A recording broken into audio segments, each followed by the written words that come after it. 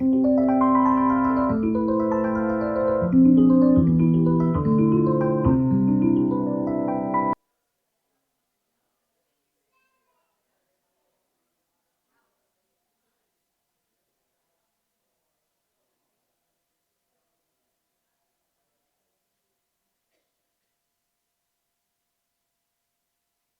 morning. Welcome to Westside Unitarian Universalist Church, where compassion leads us to work for justice and equality.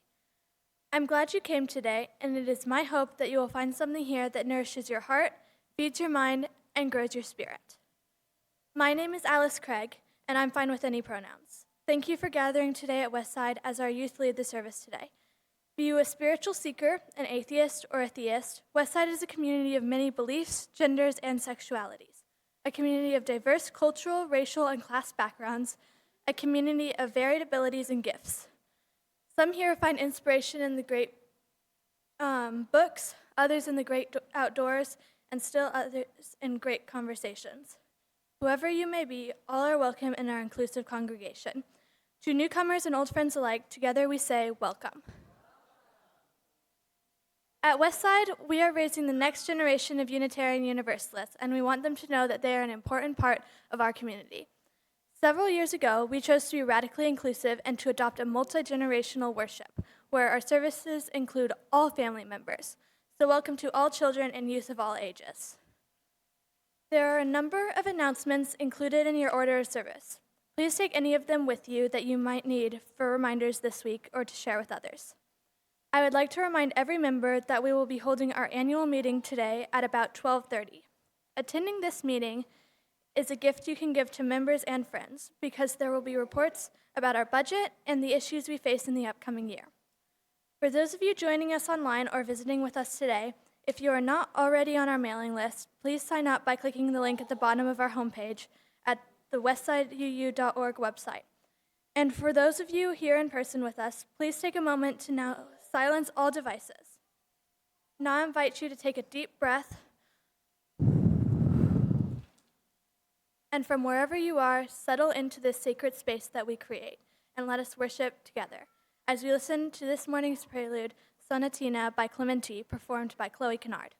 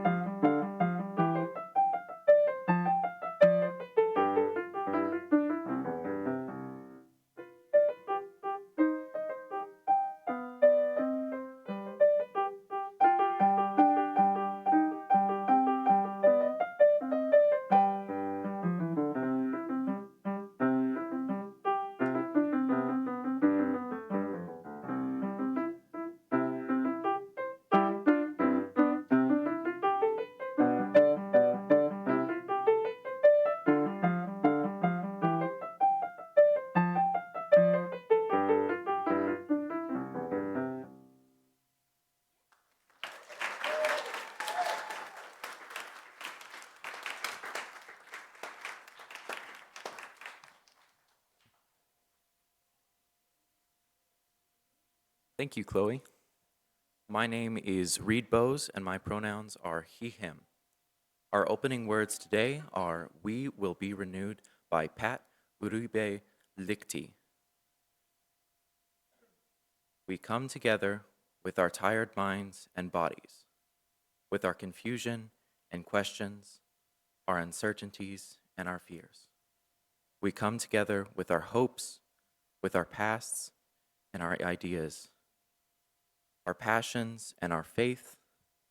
We come together bringing all of who we are, trusting that in gathering we will be renewed. And together we can create the world we long for.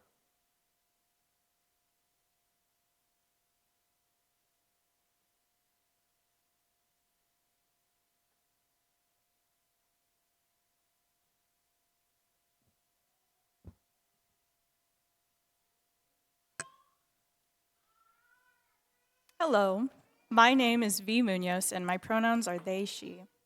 I invite my brother, Oliver Munoz, to come forward and light our chalice this morning. As do many Unitarian Universalist congregations, we begin our time together this morning with the lighting of a chalice. The chalice is a symbol of our Unitarian Universalist faith and represents the Unitarian Universalist Association, or UUA.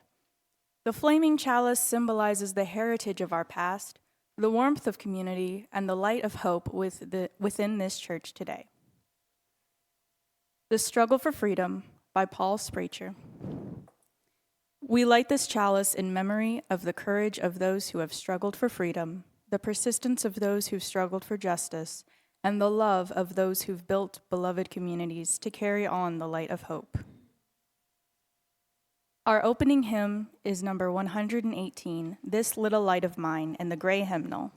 Please stand as you are able and join our song leader, Sue Spell. Good morning. We're going to sing this 3 times, please. 118.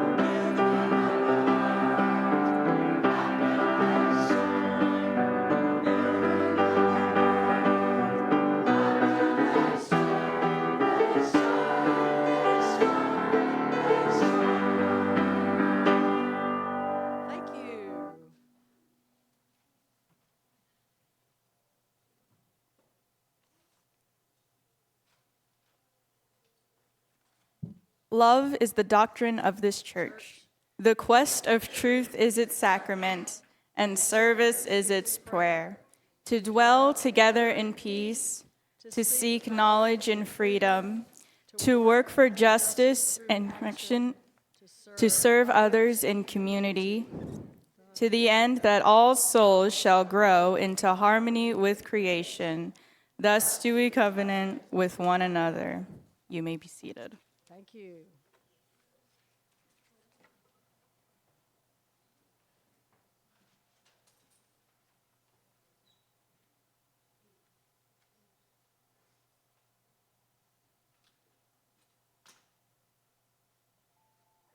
Cookies presented by Nikki Kennedy. Oh, please come forward for all ages, or time for all ages. Good morning. As the kids are coming forward, can you guys help with pillows maybe? Because we kind of have a lot of weird space today. I would like to ask Jennifer and Melissa to come forward too, please. As they're coming forward, some of you may recognize them and some of you may not. Today, we are definitely celebrating our young people, but we also want to recognize these two very, very special people. Oops, it's getting a little crowded, sorry. These two ladies have been with us for a year. These two ladies come to us with grace, with patience, with loving hearts. They greet and take care of our youngest kiddos, our youngest Westsiders. Their faces matter. Their smiles matter. Sorry, their faces do too, but especially their smiles. To call them child care workers really doesn't do them justice. That is just not the full picture. Thank you for bringing your experience. Thank you for bringing your hearts. Thank you for bringing your hands. And thank you for being a part of making Westside all it can be. We appreciate your year. Thank you. Thank you. Y'all can go back now. You don't have to stay up. Thank you. Thank you. I forgot my script. Thank you guys very much. They are they're indispensable people that help make Sunday mornings happen. I am so happy to see you guys today. When I started thinking about today's service, I wondered, what does it mean to be fair? What does it mean if something is unfair? Has anything unfair ever happened to you? Can you share an example?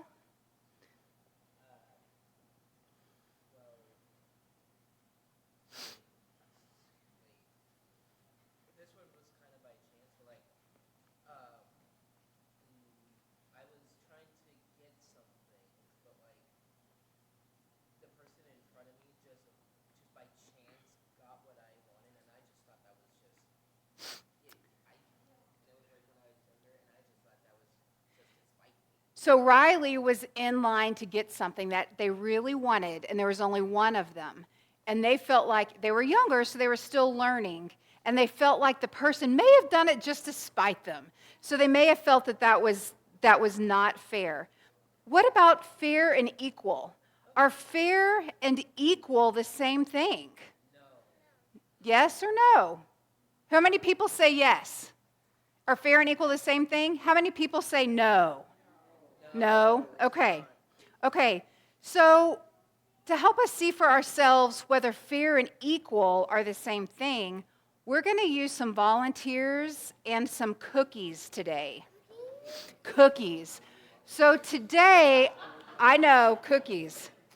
Today, I brought a tray of 10 cookies. I can't really lower it down too much for you all to see, but I promise there's 10 cookies on this tray. How many of you like cookies in this room? Thank you for showing your hands. Is there anybody in here who doesn't like cookies? Some people don't. Oh, wow. We're an exceptional room today. Okay.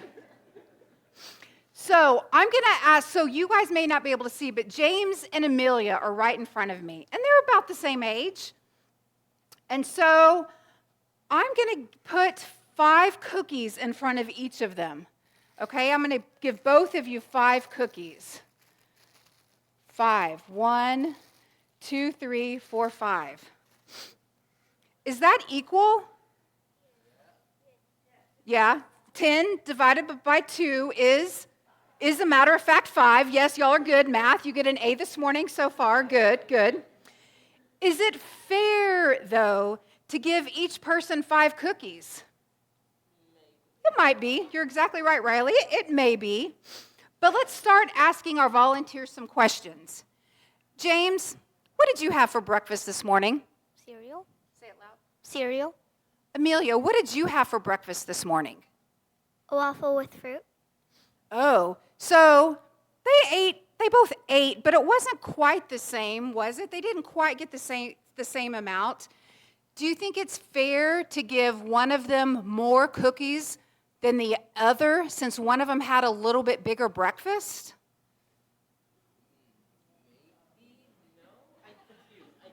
That's kind of a difficult question.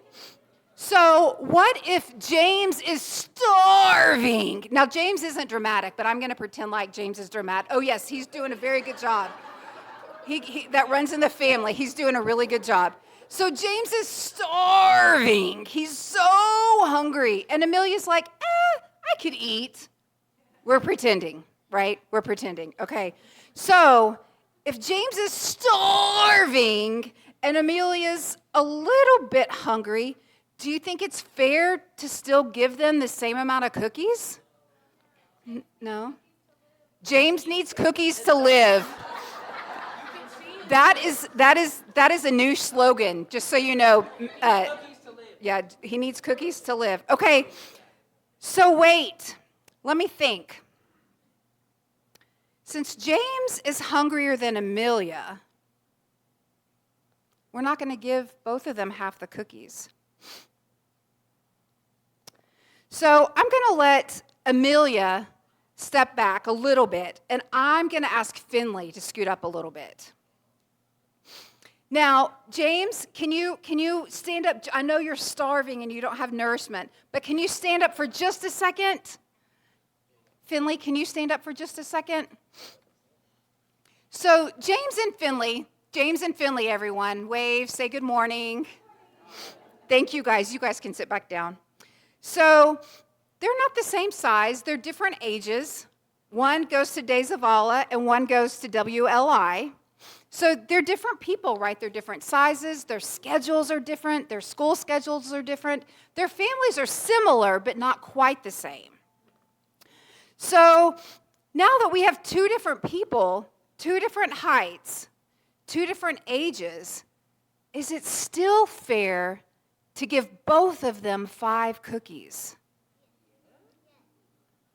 Is it? Because James says it is because he's starving. He's still starving. Yeah, yeah. Okay. So, the other thing is we haven't really talked about what kind of cookies these are. These are oatmeal cookies. Oh, see, I already heard it. Ooh. So we know some people don't like oatmeal cookies, right? So do you like oatmeal cookies? Do you like oatmeal cookies? Do you?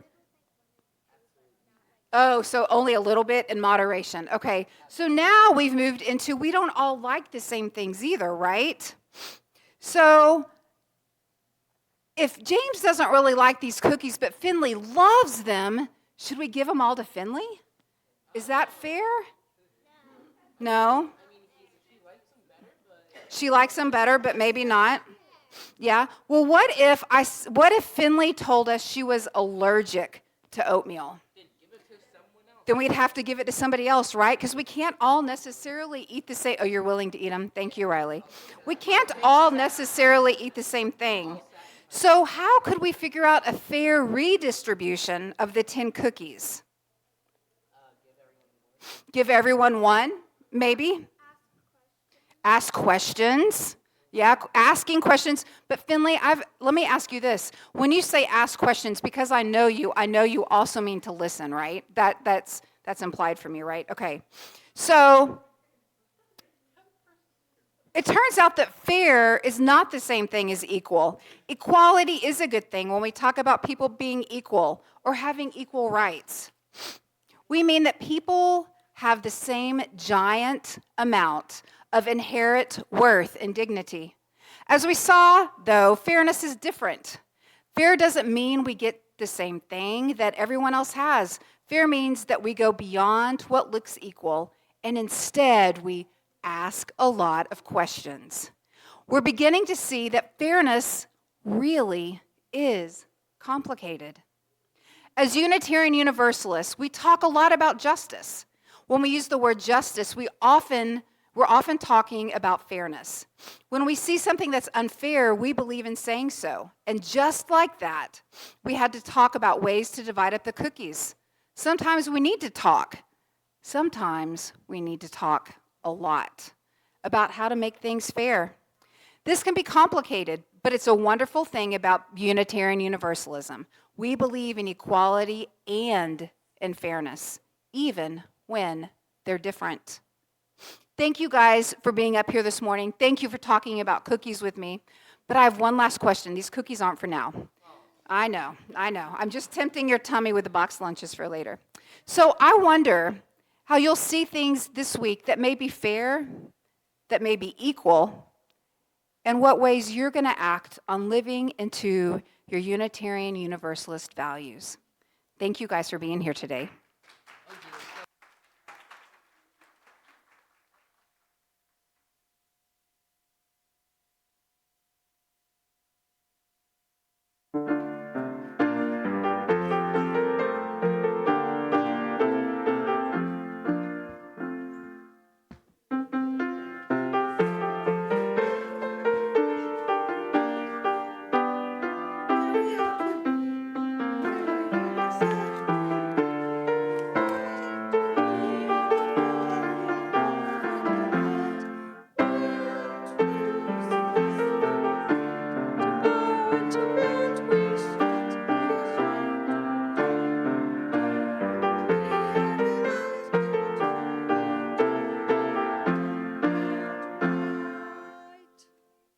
Good morning. My name is Brenda McKeon.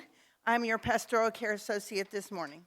In our community here at Westside, we make time each week to share pieces of our lives with one another. We do this because each person in our community has value. Submit your joys or concerns by completing one of these forms at the welcome desk, emailing us at pastoralcare@westsideu.org, or contacting me, John Fisher, Debbie Rake, Barbara Crotty, Jane Hardwick, or Carol Kappa, who are all members of our team. We share our joys with one another, knowing that joys come into our lives, knowing that together our voices can raise the chorus of celebration. And we have one joy today. It's from Matt Craig, and Matt and Elaine will be celebrating their 21st anniversary on Friday.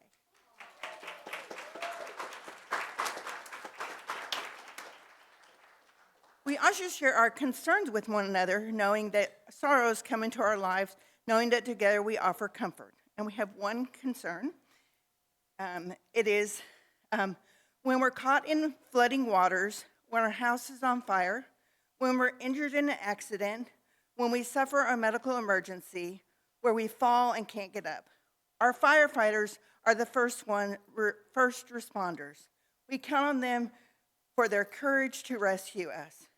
This is Fallen Firefighter Memorial Weekend, a tribute to all of our firefighters who have died in the line of duty during the previous year. Nationally, there were 80, and in Texas, there were 3 firefighters who died in line of duty in 2023. Let us honor and remember them. Thank you. We make space each week for musical centering, knowing that the lives and experiences of each person matter, and together our light shines brighter. As we hold all of our joys and concerns among us, both those spoken and unspoken, let us sing our centering song, 1009 in the Teal hymnal, When I Breathe In. And we're going to sing this through 3 times, please.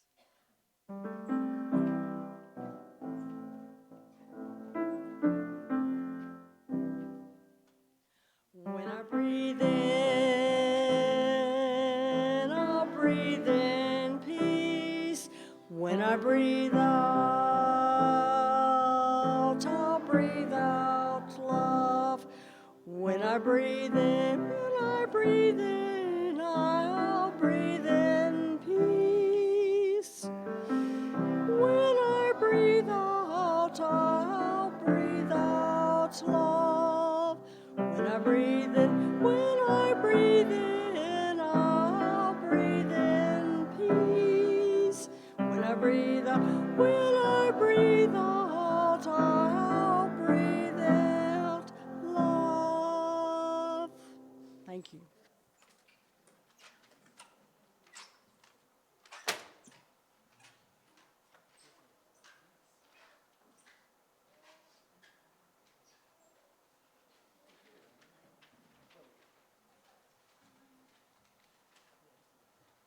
Good morning. My name is Chloe Kennard, and my pronouns are they, them. Our meditation will begin with an introduction before we move into a minute of silence. Our bell will sound to signal the start of your own meditation, prayer, or reflection. And it will sound again at the end. Our meditation today is We Hold Hope Close by Reverend Julian Jamaica Soto from the book of Spilling the Light. In this community, we hold hope close. We don't always know what comes next, but that cannot dissuade us. We don't always know just what to do, but that will not mean that we are lost in the wilderness. We rely on the certainty beneath, the foundation of our values and ethics. We are people who return to love like a north star, and to the truth that we are greater together than we are alone.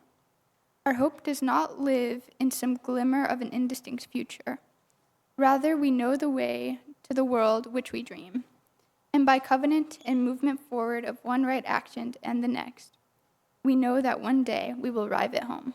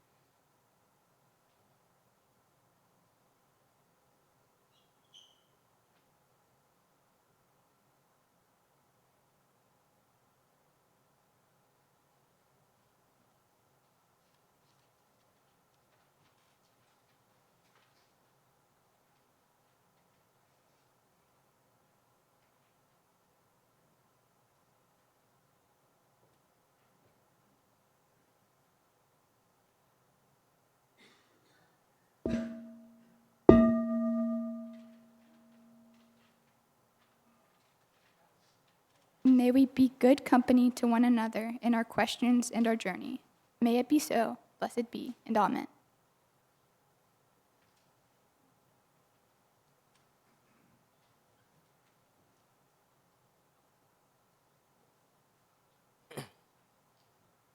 Good morning. My name is Riley Lyles, and my pronouns are he, they. Here at Westside, we practice our UU faith in a variety of ways. One of those ways is by giving 100% of our gifts to our weekly collection, unless otherwise designated, to support organizations who carry out our transcendent values of compassion, justice, and equality. Westside's plate offering for May is the Texas UU Justice Ministry, or TXUUJM. Our state action network for Texas. Westside has been a member of congregation since 2012. TXUUJM educates and organizes Texas UU's congregation and partners to advocate effectively for UU principles in public policy and the public square. In March, Texas UU gathered in Dallas for education, community building, and to gear up for next year's legislative session. 6 Westsiders took part, including one of our youth. Each Thursday, TXUUJM offers an hour which Texas UUs come together to take collective action on various issues. Join in community book readings and hear from speakers who share our values. Ask Cindy Fountain how you can take part. Stay tuned for June 6th Action Hour to be in conversation with columnist Steve Phillips and the author of How We Win the Civil War, Securing a Multiracial Democracy, and Before Not Too Long. Get ready to participate in the TXUUJM-sponsored, non-partisan poster writing campaign for the 2024 elections. Yay. What? Texas UU Justice Ministry can't make this happen without member congregation support. With your contribution today, Westside and other Texas UUs can do the work of bending Texas towards justice together. Thank you. You can give online through the church's giving page located at the Giving tab at the top of the homepage in our church website. Just be sure to select the Service Project Fund and add the name of today's designated group. You can also give using the Vanco mobile app, which is easily downloaded from the App Store. And finally, another easy option is just to simply mail a check to the church at 901 Page Avenue, Fort Worth, Texas 76110. We thank you for your offering today. Now, please enjoy today's offertory. Waltz of Saltor, written and performed by our own Reed Bowes.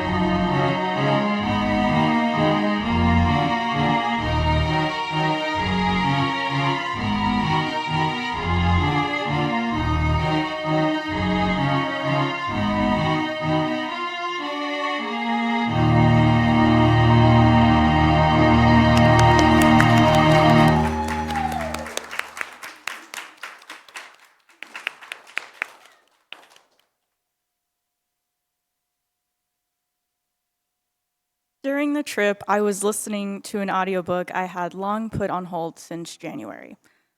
I'm a bad reader, even when it's being read to me. I'm just bad at finishing books in general. It had been so long since I listened to this book that I forgot it took place exactly where we were driving. So my trip was heightened by poetic descriptions of the landscape around me. But alongside the beauty of the fields of the American South was a recount of a painful moment in history. This was my experience of Days Without End by Sebastian Barry. I'm lounging on the couch in the main room in the Tennessee honey afternoon. The kids are on a hike or playing games, but I can't hear them through my earbuds. Lane is reading near me, sinking through a book, like me, only it's paper, not sound waves. Soothing narrations poetically describe the very scenery I see just beyond the glass wall I'm facing.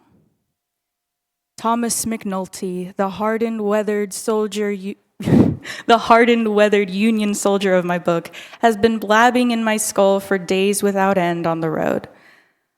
It was crammed in that van, Bucky's wrappers and crumbs clinging to my skin, but Thomas was being taken out through the same roads, crammed inside a wagon headed to a prison camp. So I can handle 8 hours in the AC surrounded by my friends. I took a walk through camp earlier to breathe in the cool air, misted with the residue of last night's fire. S'mores and hot dogs and stories. Thomas talks of burning villages and charred bodies and the smell of cooking flesh carried in the dense black smoke. Trees exploding with light, then extinguishing to reveal frail, blackened branches like the bones of the mothers reaching out for their children. I sipped my morning tea listening to Genocide and War, solving a jigsaw puzzle of a Lisa Frank forest. I hear accounts of the cruelest crimes in my history while I fill in the purple deer drinking from the sparkling pond. Riley comes to help, so I put the slaughter on pause to talk about video games. Now Riley is giggling in a faraway room and my tea is cold, and in the last few chapters, Thomas is happy and safe. His daughter, a Sioux girl, hugs her Irish father because they are alive after everything, and they have love. A butterfly stutters across the panes as I breathe with Thomas after his life of fighting. I see an outline of myself reflected in the glass as Thomas grows out his hair and slips on a dress and smiles in the mirror.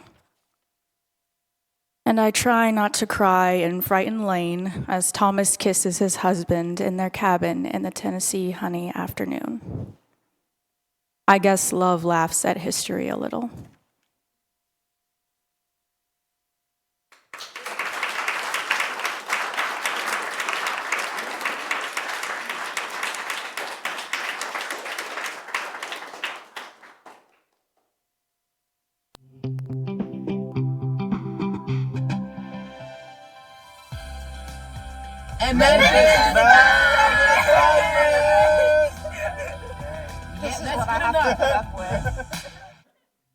I would want Westside to know how committed our youth and our DLRE and our volunteers who work with youth are to our church and to growing a new generation of UUs, and that work is happening and that the youth are excited and willing participants in that work.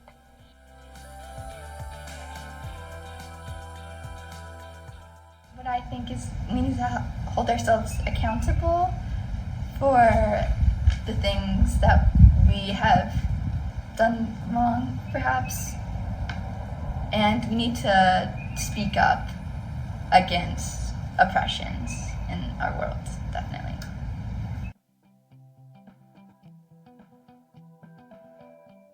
Watching these kids' humility, I think that can be one of the hardest parts of engaging in learning about social justice and American history and racial justice. Is just having the humility to understand your position and the things that you don't know and the things that you can't really understand. And I think the kids modeled that the way they listened to each other, as well as their approach to learning at the museums.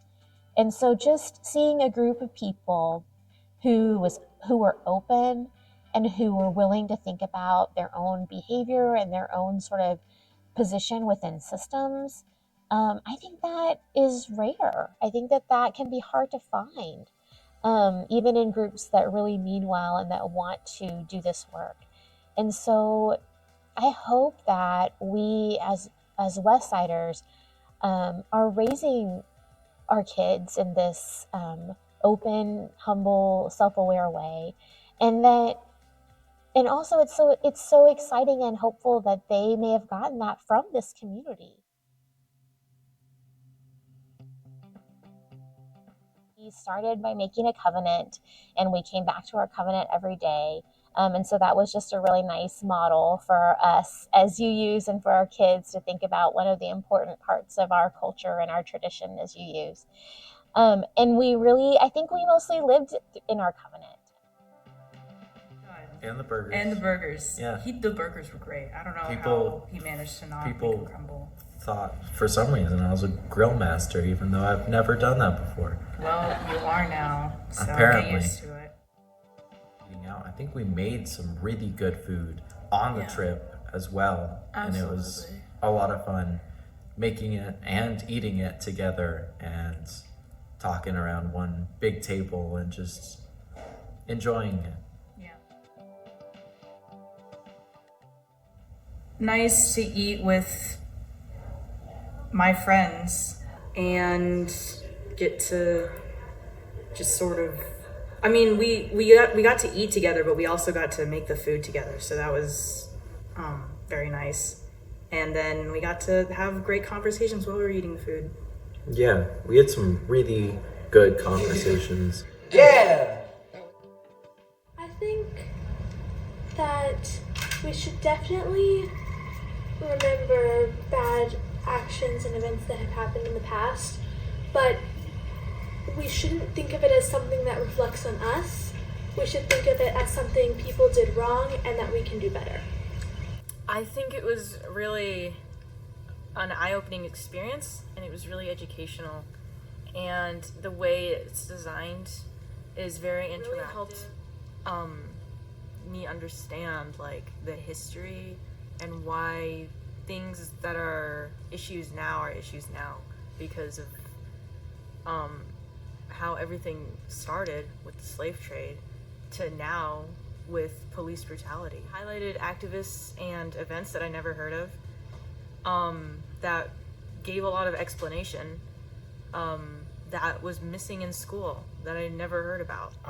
The evening after we came back from the museum, Lorraine, it was emotional to hear the questions that we proposed to the kids about what they saw and what they've experienced in their education and their friends and all and everything.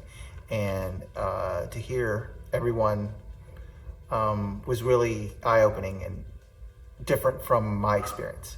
So it was wonderful to see that. When we were sitting on the dinner table, and V proposed that we do, thinking about our day, we would always do one bad thing and one good thing, and there were some weird rhymes that were associated with this. And V proposed that we do, I think it was a stink and a think. So one thing that was not so great about our day, and one thing that was great not that was great, but that really made us think. And this was the day we had gone to the National Civil Rights Museum. And that V's idea was just genius at getting the conversation started around the table. Each kid kind of went into something that they saw at the museum that was meaningful to them or that made them think about history in a different way. And it was just, they were so enthusiastic and open, and seeing their thoughtfulness and their willingness to participate in a heavier conversation was really, really special. That was absolutely one of my most memorable moments from this trip. We the people is not some of us, but all of us. We are greater than and greater for the sum of us. Since this country's founding, we have not allowed our diversity to be our superpower, and the result is that the United States is not more than the sum of its disparate parts. But it could be, and if it were, all of us would thrive.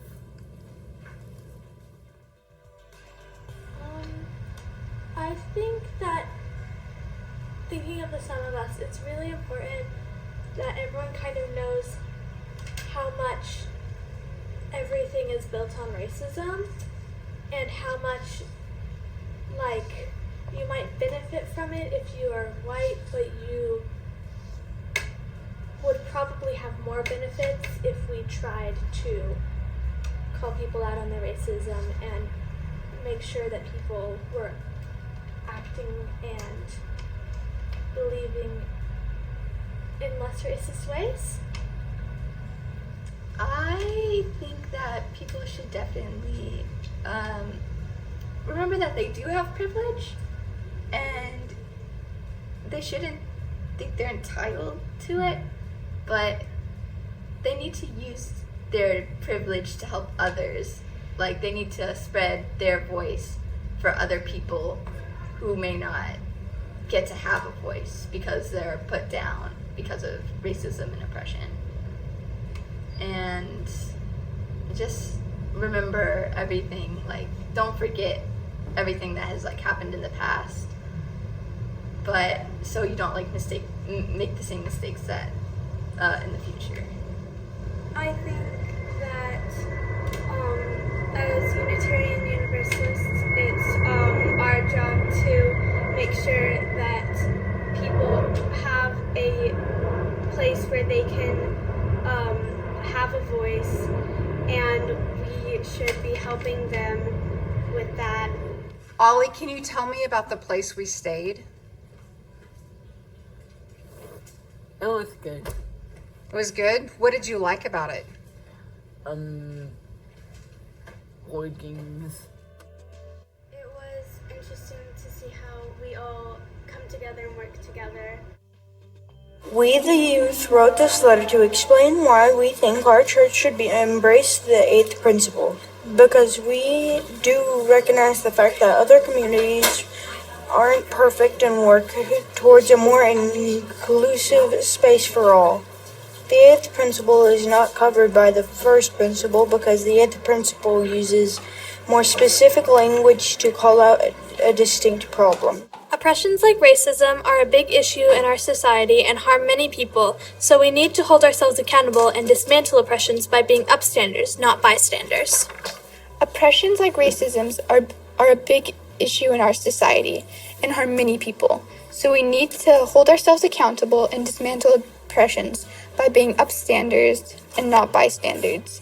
Upstanders try to resist oppressions, while bystanders stand by and watch.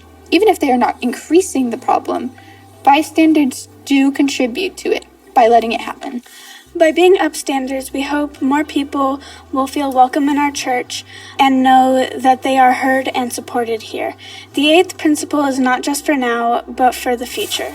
If we implement the eighth principle now, it will have a lasting effect on how our congregation welcomes people as our journey together continues.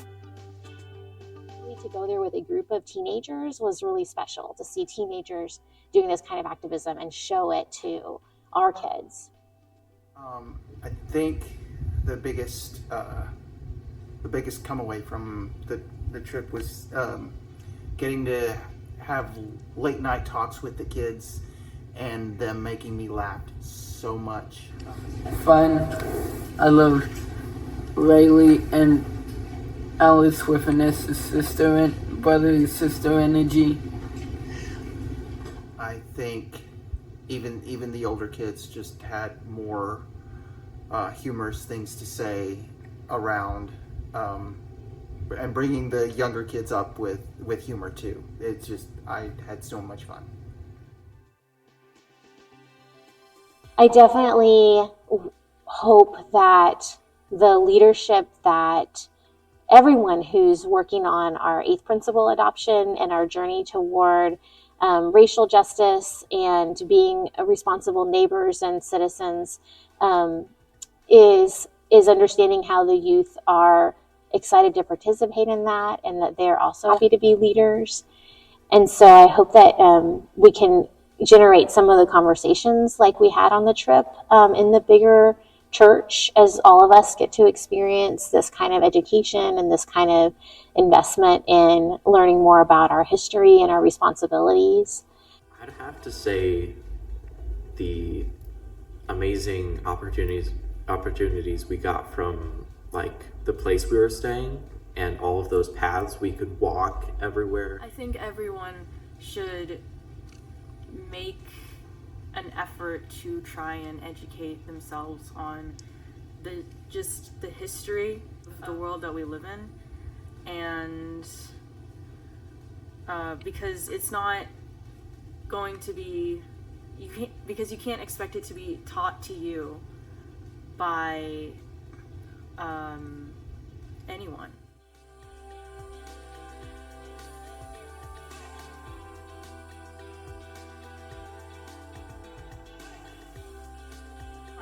It was fun to see all the scenery there, and I'm glad that we did that because kids have said their hopes and dreams to be open-minded, to recognize racism when they see it, to change for the better. I think a lot of what I did here on when we finished the trip is, can we do it again?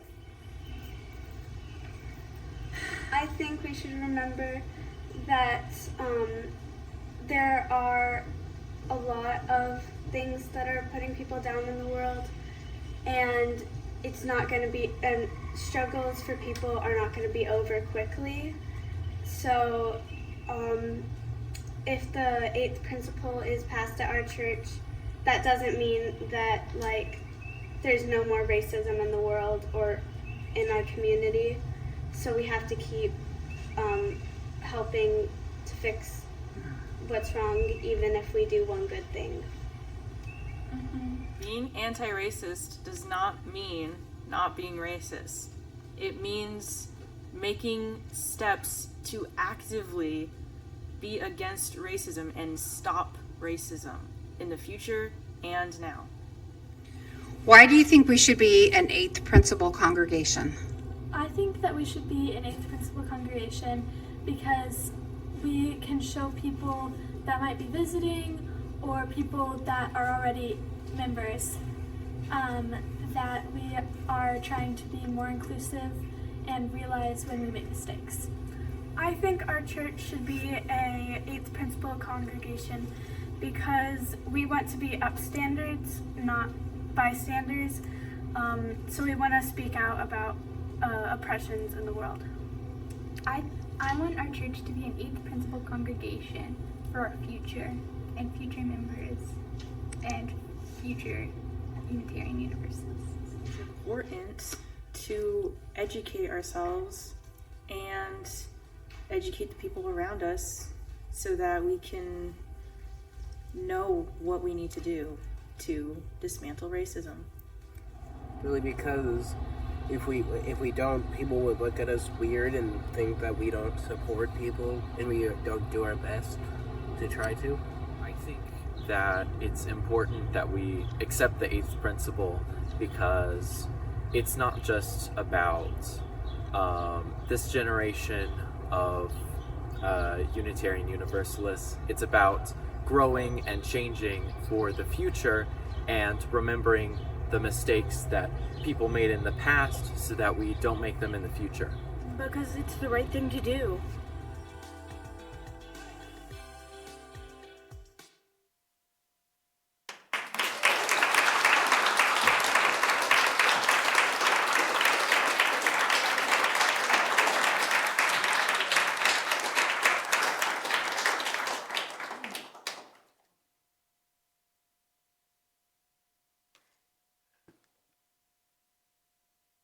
Good morning. My name is Finley Maxwell, and my pronouns are she, her. Please stand as you are able and join me in the closing hymn, number 1018, and the teal hymnal.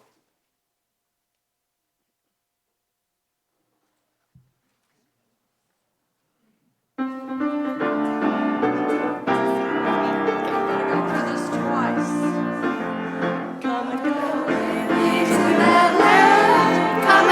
with me to that land.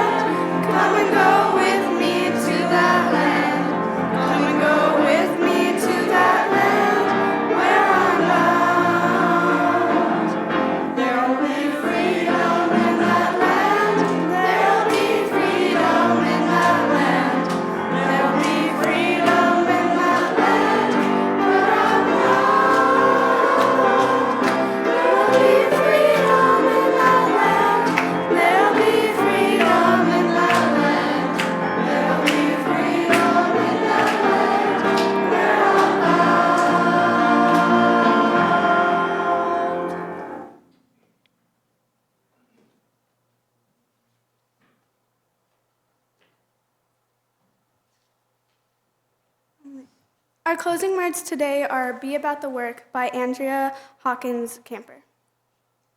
May we see it all as it is, and may it all be as we see it. May we be the ones to make it as it should be, for if not us, who? If not now, when? This is answering the cry for justice with the work of peace. This is redeeming the pain of history with the grace of wisdom. This is the work we are called to do, and this is the call we answer now.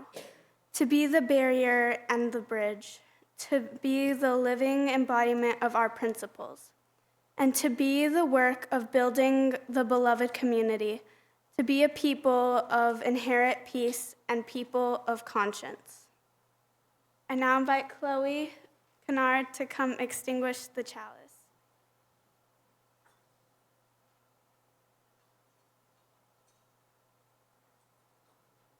The chalice is now extinguished, but its light lives on in the minds and hearts and souls of each one of you.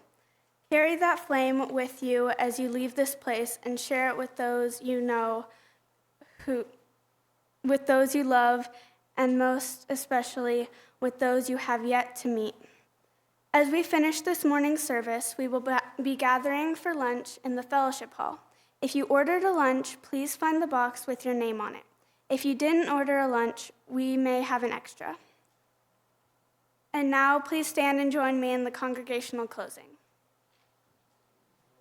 Go in peace, seeking justice. Go in peace, committed to equal rights and opportunities for all.